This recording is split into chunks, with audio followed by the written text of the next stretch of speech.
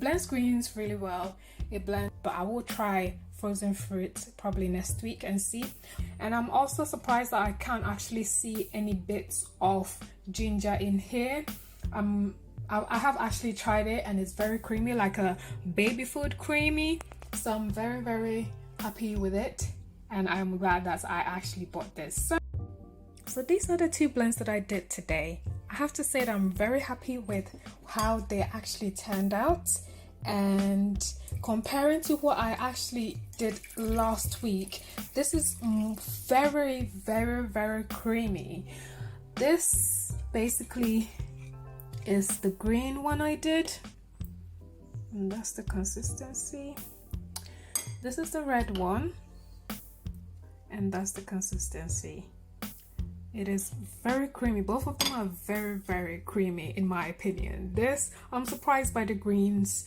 I don't actually taste any bits in either one of them, and I'm very, very surprised, if I have to be honest, because I was like, is this going to live up to the hype that it is actually on the internet, or is it going to be a flop? But I'm very happy with my purchase. I'm very happy that I bought the Professional Series 300 certified reconstruction. The certified reconditioned one. I am very happy with this.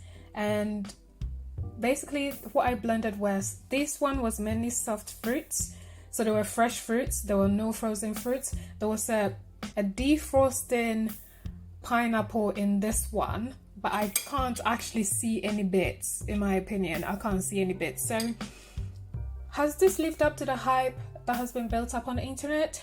Yes.